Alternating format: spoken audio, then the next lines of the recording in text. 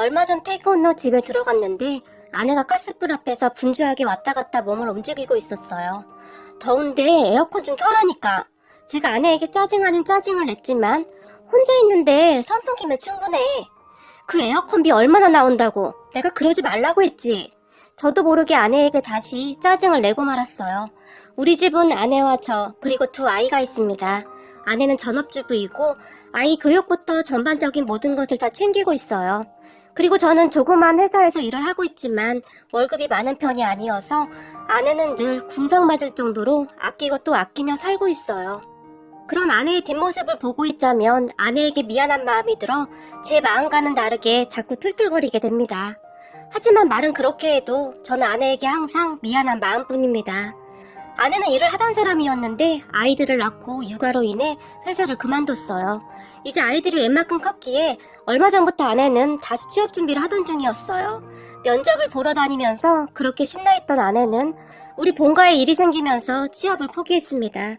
나이가 더 들면 들수록 취업이 어렵다는 것을 아내도 잘 알고 있지만 나는 그냥 당신한테 빌붙어서 살아야 할 팔자인가 보다. 당신 힘든데 어떻게 하냐? 당신이 조금 더 고생해야겠다. 제가 많이 미안해하고 있다는 것을 너무나 잘 알고 있던 아내가 저를 배려하며 말을 했어요. 그런 아내를 보니 괜히 저를 만나서 고생만 하는 것은 아닌지 마음이 아프기만 하네요. 아내와 저는 병원에서 만났어요. 우리 어머니가 허리 수술 때문에 병원에 입원을 했었는데 그 시기에 장모님도 교통사고가 나서 허리를 다치는 바람에 병원에 입원을 하게 되었고 우리 어머니와 장모님은 정말 우연히 같은 병원, 같은 병실에 나란히 누워 계셨어요. 그리고 그런 어머니 때문에 저도 병원에 자주 왔다 갔다 하고 있었고 아내도 퇴근을 하면 곧장 병원으로 와서 장모님을 챙기곤 했었어요. 아내는 장모님을 정말 정성껏 돌봤는데요. 그도 그럴 것이 장인어른이 오래전에 돌아가셔서 장모님 혼자 우리 아내를 키워내셨으니 그동안 살아오신 삶이 결코 만만치 않았을 것이라고 생각합니다. 그런 장모님은 다른 사람과 약간 다른 부분이 있었는데요. 오래전에 공장에서 일을 하시다가 사고가 있었다고 하는데 왼쪽 팔에 의수를 끼고 있으세요. 장모님이 참 대단했던 것이 그럼에도 불구하고 우리 아내를 서울에 있는 대학까지 보낼 정도로 참 억적 같은 분이세요. 오로지 우리 아내 하나만 보고 살았다고 해도 과언이 아닐 듯 합니다. 그런 장모님과 아내는 정말 각별할 수밖에 없었는데요. 우리 어머니는 장모님에게 그렇게 잘하던 아내를 정말 좋게 봤어요. 아가씨가 그렇게 참할 수가 없어. 너랑 맺어지면 참 좋겠는데 라는 말을 계속 했거든요. 하지만 저는 그런 아내에 비해 모든 것이 너무 부족하기만 했어요. 그랬던 저에게 아내는 올라갈 수 없는 나무와 같았다고 해야 할까요? 저도 아내가 마음에 들긴 했지만 감히 말도 못 붙이고 있었어요. 그러다 어느 날 큰 사건이 하나 생겼어요. 우리 어머니와 장모님이 입원했던 병실이 4인실이었는데 그 병실 안에 정말 심술쟁이 아줌마 한 분이 계셨어요. 그 아줌마는 항상 심술을 부렸는데 의사, 간호사뿐만 아니라 같은 병실 안에 있는 사람들에게도 그렇게 심술을 부려댔어요. 그래서 병실 안 사람들은 그 아줌마를 다 피해 다녔어요. 되도록이면 부딪히지 말자 그러고 있었거든요. 그러던 어느 주말 저녁 장모님이 잠시 팔에서 의수를 뺐던 모양입니다. 종일 하고 있으려니 답답했겠죠. 그래서 저녁 식사 도중에 잠시 빼놓고 식사를 하려고 준비를 하고 있었던 모양인데 그 심술쟁이 아줌마가 그런 장모님의 모습을 보더니 저기 아줌마 밥 먹는데 그렇게 하면 우리가 밥을 어떻게 먹어? 버럭 소리를 질렀어요. 그 모습에 장모님이 네? 뭐가요? 놀라서 물었고 그 손말이야. 사람 생각이 없어. 밥맛 떨어지게. 심술쟁이 아줌마가 장모님을 한껏 째려보며 소리를 질러댔어요. 그 순간 장모님과 아내의 표정이 굳어버렸는데 자세히 보니 아내의 눈에 눈물이 그렁그렁했어요. 거기다 장모님과 아내는 어떻게 해야 하나 당황하고 있는 듯 했는데 그 모습을 지켜보던 우리 어머니가 갑자기 이런 천하의 나쁜 여편네를 만나. 너 지금 뭐라고 했어? 너 그리고 왜 반말해? 고래고래 소리를 질러대기 시작했어요. 그리고 그런 우리 어머니의 말에 그 심술쟁이 아줌마가 벌떡 일어났는데 너 나한테 뭐라고 했어? 다시 한번 말해봐! 라며 우리 어머니에게 달려들었어요. 그 순간 제가 심술쟁이 아줌마를 막으려고 일어났는데 우리 어머니가 식사로 나온 물김치를 그 아줌마 얼굴에 확 끼얹어 버렸어요. 그 모습을 지켜보던 사람들이 다들 입을 쩍 벌린 채 아무 말도 못하고 있었고 물김치를 뒤집어 쓴 심술쟁이 아줌마는 화가 날 대로 나 있었는데 그렇게 이성을 잃은 채 우리 어머니에게 달려들어서 우리 어머니의 머리끄댕이를 잡아당기기 시작했어요. 그리고 우리 어머니가 아이고 이 옆에 내가 사람 잡네 사람 잡아 라고 소리를 지르기 시작했어요. 그리고 잠시 후에는 아이고 내 허리 내 허리 어머니가 허리를 잡고 침대에 드러누워 버렸어요.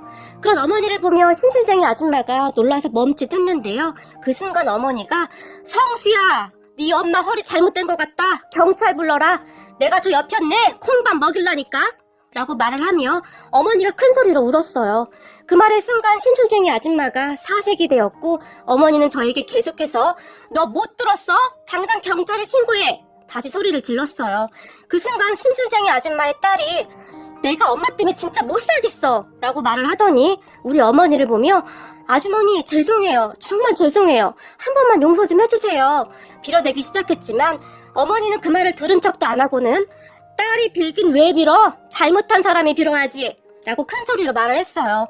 그런 엄마의 말에 심술쟁이 아줌마의 딸이 엄마 뭐해 빨리 빌어 엄마 한 번만 더 사고 치면 아버지가 엄마 가만 안 둔다고 했잖아 얼른 빌어 어서 라며 심술쟁이 아줌마의 등을 떠밀었어요.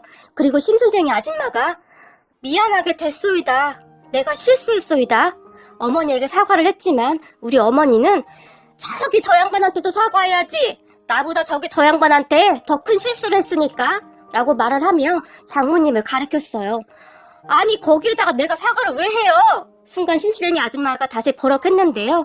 그 말을 듣던 우리 어머니가 성수야 뭐하냐 경찰에 신고 안 하고 다시 큰 소리로 말을 했어요. 순간 심술쟁이 아줌마가 죄송해요 내가 말실수를 했어요 바로 장모님에게 사과를 했어요. 그리고 그 모습을 보고 있던 우리 아내가 놀란 채 우리 어머니를 바라봤는데 아내와 눈이 마주친 우리 어머니가 아내에게 살짝 윙크를 하더라고요. 아마도 그때부터였던 것 같아요. 우리 아내는 그 순간 우리 어머니에게 반해버렸고 그 이후 우리 어머니의 팬이 되어버렸어요. 그 뒤로 어머니와 아내는 정말 친해졌거든요. 그러던 어느 날 아내와 제가 같이 병실에 있게 되었는데 우리 어머니가 우리 아들 어때요? 아내에게 다짜고짜 물었어요. 그런 어머니의 말에 네? 아내가 놀란 토끼눈이 되어서 우리 어머니와 저를 번갈아 가면서 쳐다봤는데요. 아니 우리 아들도 혼자고 아가씨도 혼자인데 혹시 우리 아들하고 한번 만나볼 생각 없어요? 아주 작정을 한 것인지 어머니가 아내에게 대놓고 물었어요. 그 순간 아내와 제 얼굴이 새빨갛게 달아올랐는데요. 제가 어머니를 보며 엄마 왜 그래? 라고 핀잔을 줬지만 뭐가 어때서 그래? 아직 젊은 남녀가 서로 만나다가 잘 될 수도 있는 거지. 어때요 우리 아들? 어머니가 끈질기게 물었어요. 하지만 저는 말도 안 되는 일이라고 생각하고 그냥 못 들은 척을 하고 있었는데요. 우리 어머니의 물음에 아내가 저는 좋아요 라고 수줍게 말을 했어요. 그 말에 등을 돌리고 있던 제가 깜짝 놀라서 얼어붙어 있었는데 그래? 잘 됐네. 우리 아들도 아가씨가 마음에 드는 것 같은데 잘 만나보면 되겠네. 우리 어머니가 박수까지 치면서 좋아했어요. 아내와 저는 그렇게 만남을 이어오다 결혼까지 했고 우리 어머니와 누나까지도 아내를 정말 좋아했어요. 아니죠. 그냥 서로 너무 잘 맞았다고 해야 할까요? 우리 아내도 우리 어머니를 정말 잘 따랐으니까요. 우리 집도 아버지가 일찍 돌아가셔서 두 집안이 상황도 많이 비슷했기에 어머니와 장모님도 그렇게 잘 맞을 수가 없었어요. 그렇게 우리는 다들 가까이에 옹기종기 모여 살았어요. 그리고 우리는 정말 한동안 아무 문제 없이 잘 살고 있었어요. 그러던 어느 날 집안에 큰 문제가 생겼는데요. 이혼하고 혼자 살던 우리 누나 몸에 이상이 생겼다는 연락을 받았어요.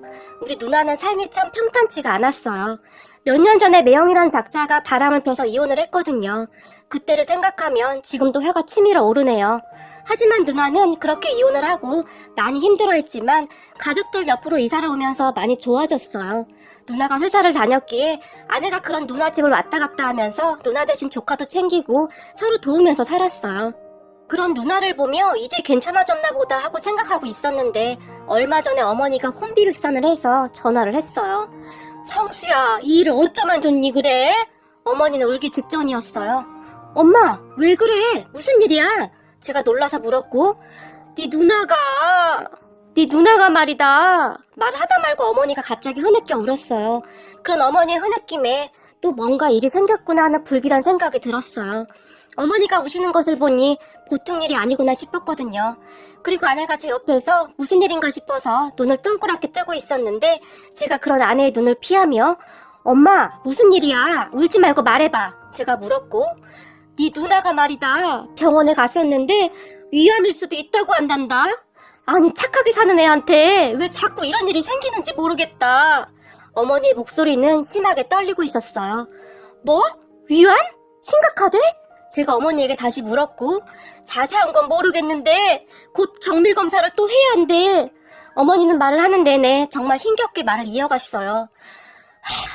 제 입에서는 깊은 한숨이 새어나왔고 엄마 우선 진정하고 요즘 의술이 많이 좋아져서 암도 잘 치료만 하면 괜찮다고 하니까 너무 걱정하지 마. 그리고 엄마가 그러고 있으면 아픈 사람한테 좋을 거 하나 없으니까 힘들겠지만 절대 티내지 말고 내가 누나한테 가볼게. 어머니에게 당부를 하고 전화를 끊었어요. 그렇게 전화를 끊었는데 갑자기 두통이 밀려왔고 속이 안 좋아져서 화장실로 뛰어들어갔어요. 아내는 그런 저를 그저 아무 말 없이 바라만 보다가 화장실에서 나오는 저를 보며 여보, 형님 아프대? 라고 물었어요. 위암일 것 같다네. 사는 게 왜 이렇게 힘드냐? 라는 말과 함께 한숨이 튀어나왔어요. 제 말에 아내도 많이 놀란 듯 했는데 위암? 암이라고? 어머 어떡해. 아내 입에서 탄식이 새어나왔어요. 그리고 우리는 서로 아무 말도 할 수가 없었어요. 우선 암이라고 하면 워낙 큰 병이기에 둘 다 너무 놀라 있었거든요. 그렇게 얼마 후 여보 형님한테 가보자. 지금 제일 힘든 건 형님이잖아. 아내가 힘겹게 입을 열었고 그러게 가봐야지. 얼른 준비하자. 그렇게 아내와 저는 누나네 집으로 출발을 했어요. 우리 집에서 누나 집까지는 20분 정도밖에 걸리지 않았기에 차로 가면 금방 가는 거리였으니까요. 얼마 후 누나 집에 도착을 했는데 문을 열어주던 누나의 안색이 많이 심각해 보였어요. 누나 병원에서는 뭐래? 제가 집 안으로 들어서자마자 물었고 의사 말로는 상황이 좋지 않은데 정밀 검사를 해봐야 한대. 누나는 아무렇지도 않게 덤덤하게 말을 하는 듯 했지만 이미 눈에는 눈물이 가득 맺혀 있었어요. 조금이라도 손대면 눈물이 툭 하고 떨어질 것만 같이 말이죠. 그런데 우리 아내가 참 대단했던 것이 그런 누나의 마음을 한눈에 알아본 아내는 형님 식사는 했어요? 영민이 밥은요? 누나에게 물었어요. 밥? 아직 안 먹었어. 준비해야 하는데 그냥 넋놓고 있었네. 그럴 줄 알았어요. 제가 죽이랑 밑반찬 좀 가지고 왔어요. 우리 밥 먹어요. 우리도 아직 안 먹었어요. 라고 말을 하더니 상을 차리기 시작했어요.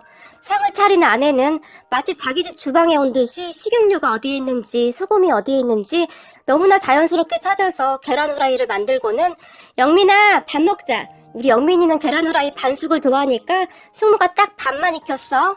아내가 뚝딱 밥상을 차리며 말을 했어요. 누나가 일을 다니느라 많이 바쁘다 보니 아내가 왔다 갔다 하면서 살림이랑 조카도 자주 봐주고 있었기에 아내는 누나 집 살림을 누나보다 더 많이 알고 있다고 할 정도였으니까요. 그렇게 우리는 밥상 앞에 앉았지만 사실 아내와 저는 저녁을 먹은 상태였어요. 하지만 아내는 마치 밥을 안 먹은 듯이 맛있게 밥을 먹었어요. 그리고 밥을 먹다가는 누나 숟가락에 반찬을 올려주며 형님 든든하게 먹어야 해요 라는 말만 할 뿐이었어요. 잠시 후 식사가 다 끝난 다음 아내가 설거지까지 다 마치고는 여보 나 오늘 여기서 형님이랑 자고 갈게. 어차피 내일 주말이기도 하고 당신이 애들 좀 재워? 여기서? 제가 놀라서 물었고 형님이랑 수다 좀 떨다 가려고. 아내가 아무렇지도 않게 말을 했어요. 그런 아내의 마음을 누나도 저도 어찌 모르겠습니까? 많이 힘든 시간에 누나도 혼자 있으면 무섭고 외로운 생각이 들까봐 하는 행동이라는 것을요. 그렇게 아내와 누나의 대화가 시작되었는데 아내가 형님 그 있잖아요. 우리 동네 그 이상한 아줌마.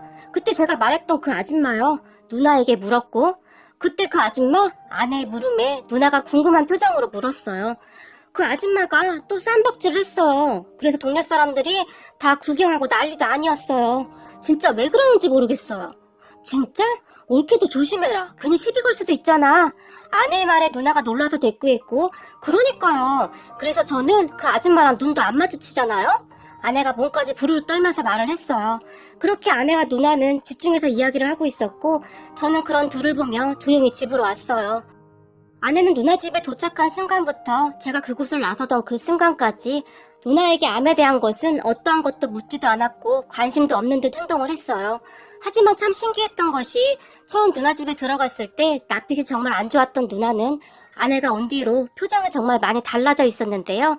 아내와 대화를 하는 그 순간만은 암에 대해 잠시 잊은 것은 아닐까 하는 생각마저 들었어요. 다음날 아내가 집에 왔을 때 누나한테 자세히 물어봤어? 제가 물었지만 지금 와서 물어보면 뭐해? 병원 가기 전까지는 최대한 그런 생각하지 않게 하는 게 좋아. 그러니까 당신도 형님한테 자꾸 암이 어떻다느니 그런 말 하지 말고 일상적인 대화나 해. 내가 어머님한테도 당부해놨어. 형님 앞에서 절대 눈물 보이지 말라고. 평소대로 행동하시라고. 지금 제일 힘든 건 형님이야. 잠깐만이라도 암이라는 것에서 벗어나게 해드리자. 가족들이랑 있을 때만이라도. 아내가 제게 당부했어요. 그렇게 우리 가족은 누나가 수술할 때까지 암에 대해 말을 하지 않으려고 노력했어요. 그리고 얼마 후 누나는 수술을 했어요. 수술을 많이 힘들어했지만 누나는 잘 버텨냈고 경과는 나쁘지 않았어요. 아내는 그런 누나를 참 살뜰히 챙겼는데요. 누나가 입원한 병원에 자주 찾아가서 말동무가 되어주며 누나를 많이 웃게 했어요.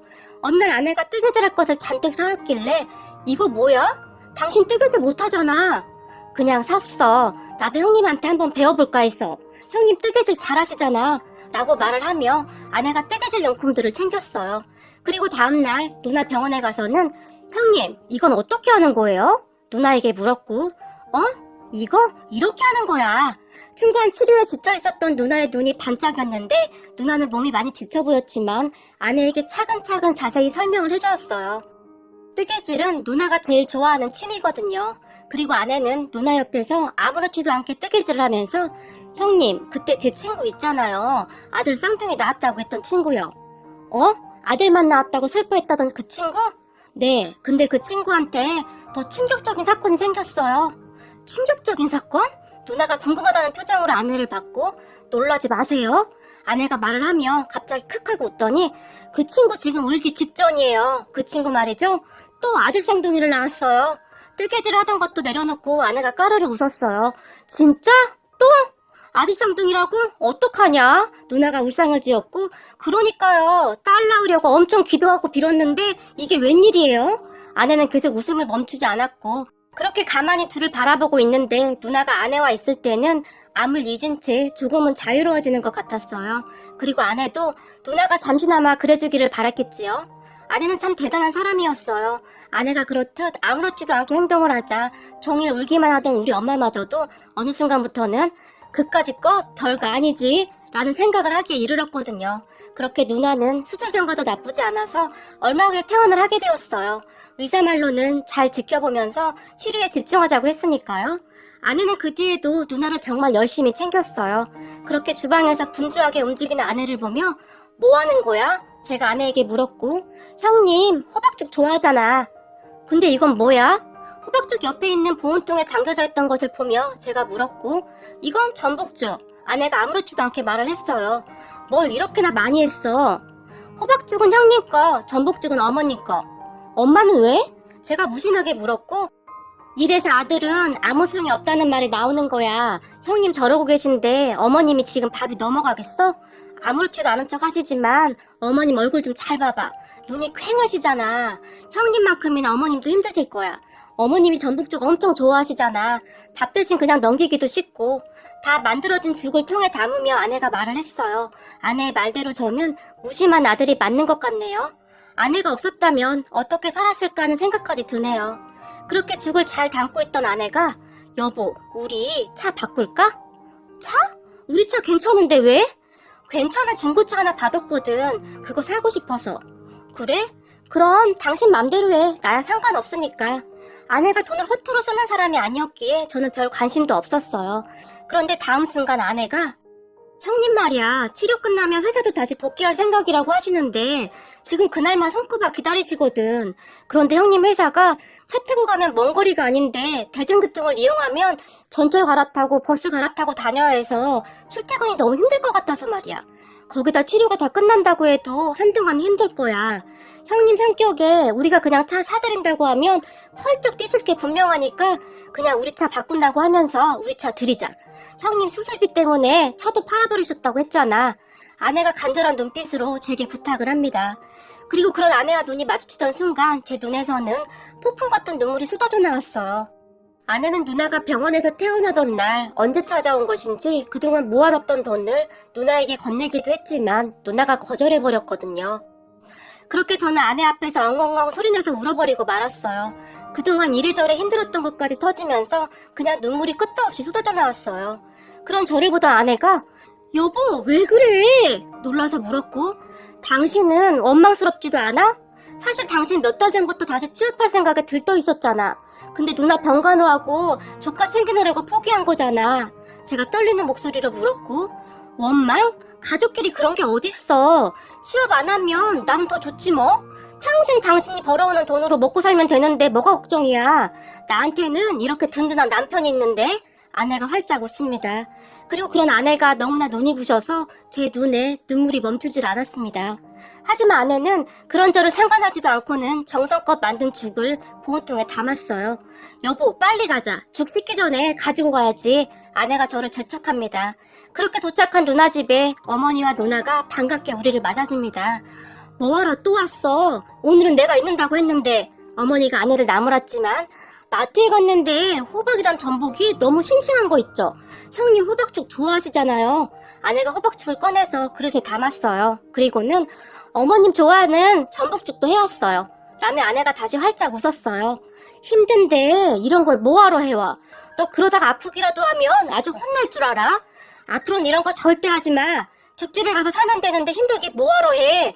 어머니가 아내에게 야단을 쳤지만 아내는 어머니의 말을 들은 척도 안 하고는 전복과 호박죽을 식탁에 차렸어요. 그리고는 엄마 손에 숟가락을 쥐어주며 어머님 빨리 드세요. 제가 이런 거 해오는 거 싫으시면 어머니 건강도 신경 좀 쓰세요. 얼굴이 이게 뭐예요? 반쪽이 되셨어요. 아내가 어머니 얼굴을 쓰다듬으며 말을 했어요. 어머니가 그런 아내의 손을 잡으며 고맙다, 고마워 라고 말을 했는데 어머니는 목이 메어오는지 전복죽을 선뜻 넘기지를 못하고 있었어요. 그런 가족들을 바라보는데 문득 그런 생각이 들었어요. 비록 큰 부자는 아니지만 그게 뭐가 중요하겠습니까?